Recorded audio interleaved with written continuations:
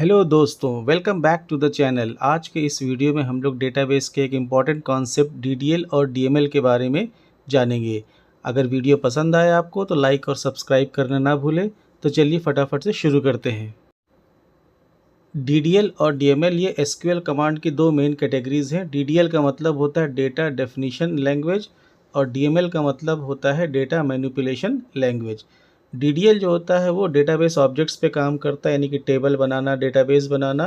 जबकि डीएमएल जो है वो डेटा जो टेबल के अंदर स्टोर्ड होता है उसको मैनिपुलेट करने के काम आता है। डीडीएल के अंदर हमारे पास तीन कमांड है, क्रिएट, ऑल्टर और ड्रॉप। और डीएमएल के अंदर हमारे पास इंसर्ट, अपडेट और डिलीट।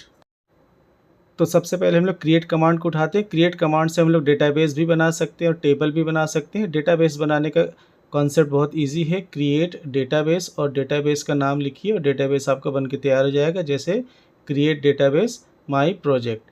तो इसको चलिए प्रैक्टिकल करके देखते हैं। सबसे पहले मैं माई एसक्यूएल को ओपन कर लेता हूँ। ठीक है, जैसे माई एसक्यूएल ओपन हो जाएगा उसके बाद हम लोग डेटाबेस बनाएंगे। तो ये हमारा पासवर्ड पूछ रहा है, हमने पासवर्ड डाल दिया, माईएसक्यूएल हमारा कनेक्ट हो गया है। अब हम यहाँ पर एक डेटाबेस बनाएंगे। हमने यहाँ पे लिखा क्रिएट डेटाबेस और जो भी डेटाबेस बनाना उसका नाम मैंने डाल दिया। तो यहाँ पर मैंने एक डेमो वीडियो नाम से डेटाबेस बना लिया है। अब टेबल बनाना सीखते हैं। टेबल बनाने के लिए कमांड हमारे पास फिर से वही है, क्रिएट टेबल, टेबल नेम। और फिर टेबल नेम के अंदर जब हम ब्रैकेट लगाएंगे तो कॉलम का नाम, उसकी फील्ड और उसका डेटा टाइप, जितने कॉलम्स आपको चाहिए सबकी डेफिनेशन आप इस तरीके से पास कर दीजिए। जैसे यहाँ पर एक टेबल बनी है एम्प्लॉयज़ को देख सकते हैं आप। डीडीएल कमांड की खासियत ये होती है कि जिस भी ऑब्जेक्ट पे आप काम करते हो उसको मेंशन करना ज़रूरी होता है। जैसे डेटाबेस पे काम करेंगे तो क्रिएट डेटाबेस, टेबल पे काम करेंगे तो क्रिएट टेबल। टेबल लिखना ज़रूरी है, डेटाबेस लिखना ज़रूरी है। तो मैं यहाँ पर एक पहले अपने डेटाबेस को ओपन कर लेता हूँ, क्योंकि किसी भी डेटाबेस पे काम करने से पहले उसे यूज़ में लाना ज़रूरी है। अब हम यहाँ पर एक टेबल बनाते हैं, क्रिएट टेबल एम्प्लॉय। और एम्प्लॉय के अंदर हमें जो जो उसकी इन्फॉर्मेशन स्टोर करनी वो हम यहाँ पर लिख ले रहे हैं। एम्प्लॉय नंबर हो गया, नेम हो गया, डेजिग्नेशन हो गया, सबका नाम और उसका डेटा टाइप और साइज़ मेंशन करते जा रहे हैं। इंट के साथ साइज़ मेंशन करना ज़रूरी नहीं है, वो ऑटोमेटिकली डिफ़ॉल्ट जो साइज़ होता है वो ले लेता है। अब यह हमारा टेबल बन के तैयार हो गई है। ठीक है, क्वेरी होके लिखने का मतलब है कि हमारा टेबल जो है रेडी हो गया है। अब आइए अगला कमांड देखते हैं, डीडीएल का ऑल्टर कमांड। ऑल्टर कमांड बहुत सारे पर्पज़ से यूज़ होता है। जैसे ऑल्टर से हम लोग कॉलम ऐड कर सकते हैं, कॉलम रिमूव कर सकते हैं, कॉलम की डेफिनेशन को मॉडिफाई भी कर सकते हैं, कॉलम का नाम चेंज भी कर सकते हैं। इवन हम लोग कॉन्स्टेंट्स वगैरह ऐड कर सकते हैं, जो हम अगले वीडियो में डिस्कस करेंगे। तो सबसे पहले देखते हैं कॉलम ऐड करना। कॉलम ऐड करने के लिए alter table, table name, add और न्यू कॉलम का नाम और उसका जो भी डेटा टाइप साइज़ देना है। जैसे यहाँ पर मैंने कॉलम ऐड करके दिखाया हुआ है, डेप्थ नंबर। तो इसको चलिए प्रैक्टिकल में देखते हैं। तो पहले हम टेबल को डिस्क्राइब करते हैं। डिस्क्राइब करने से टेबल का स्ट्रक्चर दिखा देता है कि कौन कौन से फील्ड है, कौन कौन से उसके डेटा टाइप्स है वगैरह, सब मेंशन आपको दिखा देता है वो।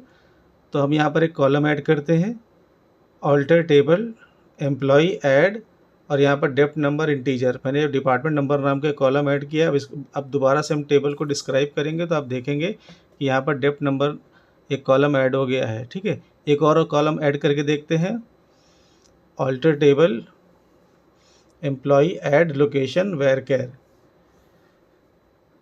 तो फिर से डिस्क्राइब करके देखते हैं। तो देखिए हमारे जितने कॉलम आपको ऐड करने हैं सब आप इस तरीके से ईजिली कॉलम ऐड कर सकते हैं। कॉलम अगर किसी कॉलम को हटाना है तो उसे ड्रॉप भी कर सकते हैं। Alter table, table name, drop और कॉलम का नेम। यहाँ डेटा टाइप की ज़रूरत नहीं, केवल कॉलम का नाम बताएंगे।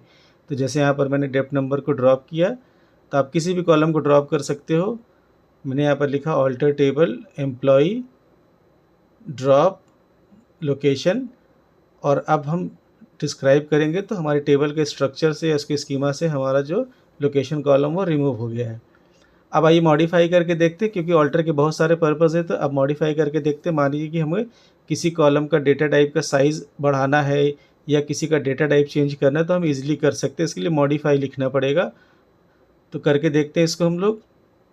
कमांड वही चलेगा, ऑल्टर टेबल, टेबल का नाम यहाँ तक कॉमन रहेगा।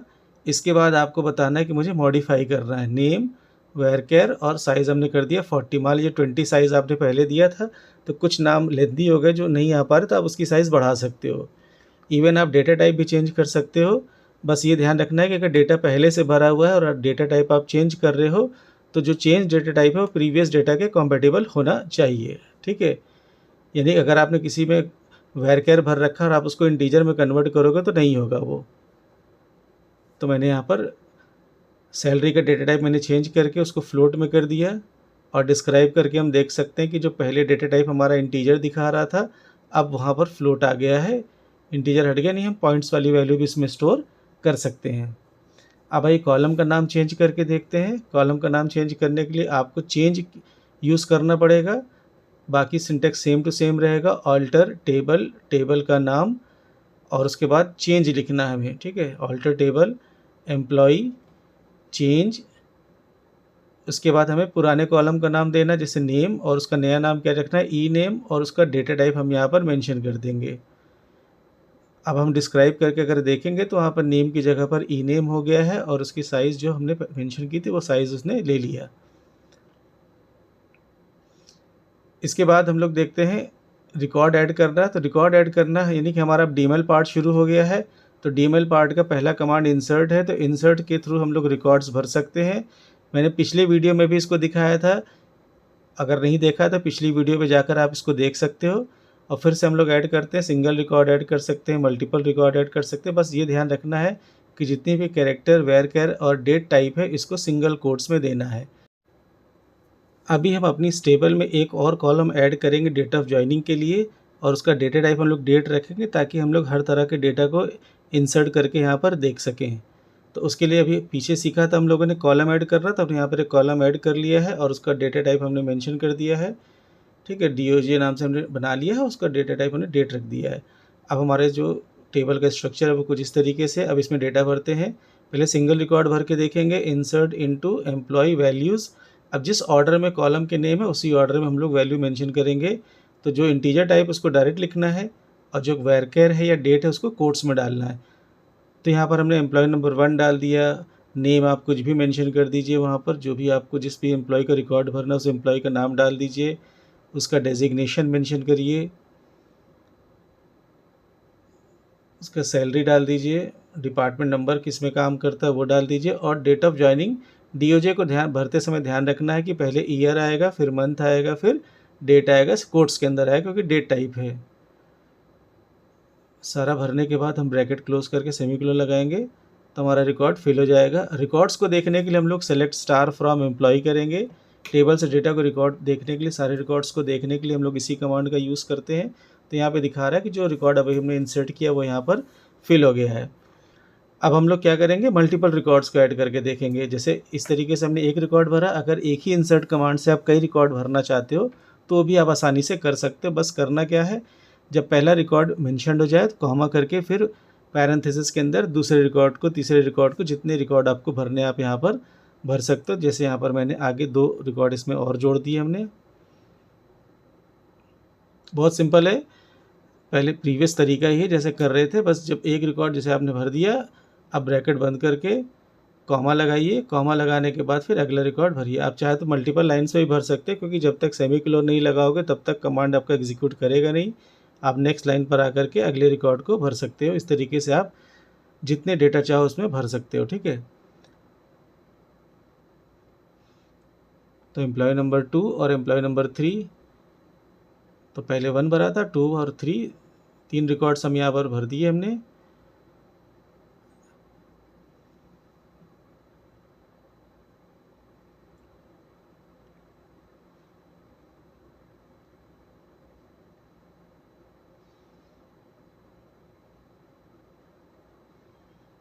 ठीक है, रिकॉर्ड हमारा भर गया। अब हम सिलेक्ट स्टार फ्रॉम एम्प्लॉय करेंगे तो हमें यहाँ पर 3 रिकॉर्ड दिखा रहा है कि मैंने 3 रिकॉर्ड यहाँ पर भर दिए। कभी कभी ऐसा होता है कि हमें सारे कॉलम्स की इन्फॉर्मेशन नहीं भरनी है। जैसे आपने एक टेबल बना रखी जिसमें 2 कॉलम कैलकुलेटेड कॉलम, मतलब वो कैलकुलेशन से आएगा, तो आप उसमें डेटा नहीं भरना चाहते हो, आप चाहते हो कि उसके अलावा सारे कॉलम्स में भर जाए। तो सेलेक्टेड कॉलम्स में डेटा को भरने के लिए आपको, जब आप इंसर्ट इनटू टेबल का नाम लिखेंगे तो ब्रैकेट करके जिस जिस कॉलम में डेटा भरना उस कॉलम को वहाँ पर मेंशन करेंगे, फिर ब्रैकेट बंद करेंगे और फिर वैल्यूज़ करके जितने कॉलम यहाँ पर दिए हैं उतने ही कॉलम वैल्यूज़ वाली फंक्शन के अंदर हम लोग पास कर देंगे। और जिसमें हम डाटा नहीं भर रहे वहाँ पर नल वैल्यूज़ आ जाएगी अपने आप, क्योंकि आपने वहाँ पर वैल्यू नहीं भरी तो वैल्यू मिसिंग है, तो मिसिंग वैल्यू के लिए हमेशा MySQL क्या फिल करता है, नल फिल कर देगा। ठीक है, अब हम इस रिकॉर्ड को चेक करेंगे। तो जैसे आप रिकॉर्ड को चेक करोगे तो आप देखोगे कि वहाँ पर जहाँ जहाँ वैल्यूज़ भरी थी वो तो आ गई, लेकिन जिसमें वैल्यूज़ नहीं मेंशन करी थी वहाँ पर नल वैल्यूज़ ने एक्सेप्ट कर लिया। ठीक है, अब आते हैं DML का अगला command, update command. Update command से जो एग्जिस्टिंग डेटा हमारी टेबल में है उसको हम लोग चेंज कर सकते हैं। जैसे किसी का फ़ोन नंबर चेंज हो गया, किसी की सैलरी चेंज हो गई, किसी का डिपार्टमेंट चेंज हो गया, किसी का मोबाइल नंबर चेंज हो गया, तो वॉटेवर इन्फॉर्मेशन जो टेबल में है आप अगर उसको बदलना चाहो तो उसको बदल सकते हो। तो उसके लिए अपडेट कमांड का यूज़ करेंगे। सिंटैक्स उसका है अपडेट, पहले टेबल का नाम, फिर सेट करके जिस कॉलम में चेंज करना उस कॉलम का नाम इक्वल्स टू करके उसकी नई वैल्यू, जैसे मैंने यहाँ पर लिखा salary equals to salary plus 1000। अभी मैंने यहाँ पर वेयर मेंशन नहीं किया है, तो इसका मतलब है कि जो वेयर का इफेक्ट होगा वो सारे रिकॉर्ड्स पर होगा। हर एक रिकॉर्ड का सैलरी में 1000 ऐड हो जाएगा। जब तक वेयर मेंशन नहीं है वो सारे रिकॉर्ड्स का इफेक्ट करेगा। बट अगर आप किसी पर्टिकुलर रिकॉर्ड को चेंज करना चाहते हो तो आपको वेयर करके कंडीशन लिखनी पड़ेगी। जैसे मैंने यहाँ पर लिखा अपडेट स्टेटमेंट और वेयर करके मैंने यहाँ पर कंडीशन लगा दी कि where employ number equals to 4। तो अब जो इस कमांड का जो रिज़ल्ट होगा वो ये होगा, केवल एम्प्लॉय नंबर 4 का जो डिटेल है वो क्या होगा, चेंज होगा। तो देखो एम्प्लॉय नंबर 4 की सैलरी पहले नहीं थी, अब यहाँ पर सैलरी अपने आप आ गई, क्योंकि मैंने वेयर स्टेटमेंट लिखा था और उसमें कंडीशन बताई थी कि एम्प्लॉय नंबर 4 को ही करना है। आप एक साथ कई कॉलम्स को भी अपडेट कर सकते हो, जरूरी नहीं कि आप इस एक ही कॉलम को सेट कर सकते हो। आप जैसे यहाँ पर नेक्स्ट एग्जाम्पल में देखो, मैं यहाँ पर क्या कर रहा हूँ, सैलरी भी सेट कर रहा हूँ और उसकी जो है डिपार्टमेंट नंबर भी सेट कर रहा हूँ और कंडीशन दे देंगे, क्योंकि कंडीशन नहीं देंगे तो आपको पता है कि सारे रिकॉर्ड्स में ये चेंज आ जाएगा। तो हमने वेयर करके कंडीशन दे दी, where employ number equals to 4। तो अब आप इसको चलाइए और चला करके जब हम इसका रिकॉर्ड को चेक करेंगे तो आप देखेंगे कि दोनों कॉलम पे एक साथ आपका जो अपडेट हो गया। अब देखिए सैलरी भी चेंज हो गई, डिपार्टमेंट नंबर भी आपका चेंज हो गया। ठीक है, डिलीट करना, टेबल से रिकॉर्ड को डिलीट करना है। मानिए कोई रिकॉर्ड आपका यूज़फुल नहीं रहा या आपका कोई स्टूडेंट चला गया, उसका टीसी काटना है, तो रिकॉर्ड्स को टेबल से डिलीट करना है। तो डिलीट फ्रॉम टेबल का नाम, यहाँ पर भी ध्यान रखना है कि जब भी डिलीट कमांड चलाएंगे तो वेयर कंडीशन को लिखेंगे। अगर वेयर कंडीशन नहीं लिखते हैं तो सारे रिकॉर्ड्स को डिलीट कर देगा।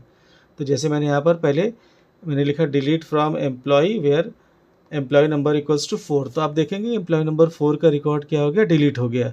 बिकॉज मैंने यहाँ पर एम्प्लॉय नंबर 4 लिखा था, उसने केवल 4 के रिकॉर्ड को डिलीट किया कर दिया। अब सारे रिकॉर्ड्स को डिलीट करना है तो उससे पहले मैं क्या करता हूँ कि मैं अपनी इस टेबल का एक बैकअप बना लेता हूँ, ताकि अगर मैं सारे रिकॉर्ड डिलीट कर दूँ तो मेरे पास ऑप्शन उस रिकॉर्ड को वापस लाने का। तो कैसे टेबल का बैकअप बनाएंगे, कॉपी बनाएंगे, मैंने यहाँ पे लिखा create table emp2 as select star from employ. तो एम्प्लॉय टेबल के सारे रिकॉर्ड को सेलेक्ट करके वो emp2 नाम की टेबल बना देगा। तो अगर मैं emp2 टेबल को देखूंगा तो सारे रिकॉर्ड्स जो एम्प्लॉय में है वो इसमें आ चुके हैं और जो एम्प्लॉय उसमें अभी भी रिकॉर्ड पड़ा हुआ है, क्योंकि अभी तो मैंने सिर्फ कॉपी किया है। अब हम एम्प्लॉय टेबल के रिकॉर्ड को डिलीट करेंगे, तो हम यहाँ पे लिखेंगे डिलीट फ्रॉम एम्प्लॉय, चला देंगे और सारे रिकॉर्ड डिलीट हो गए। अब हम सेलेक्ट स्टार फ्रॉम एम्प्लॉय करेंगे तो एम्प्टी सेट दिखाए, क्योंकि सारे रिकॉर्ड हम क्या कर चुके हैं, डिलीट कर चुके हैं। अब चूंकि हमने अपनी टेबल का बैकअप बना रखा था तो मैं वहाँ से वापस इसमें रिकॉर्ड ला सकता हूँ, इंसर्ट इनटू एम्प्लॉय और फिर सेलेक्ट स्टार फ्रॉम emp2 कर देंगे। तो emp2 से सारा रिकॉर्ड सेलेक्ट करके एम्प्लॉय में क्या करेगा, इंसर्ट कर देगा।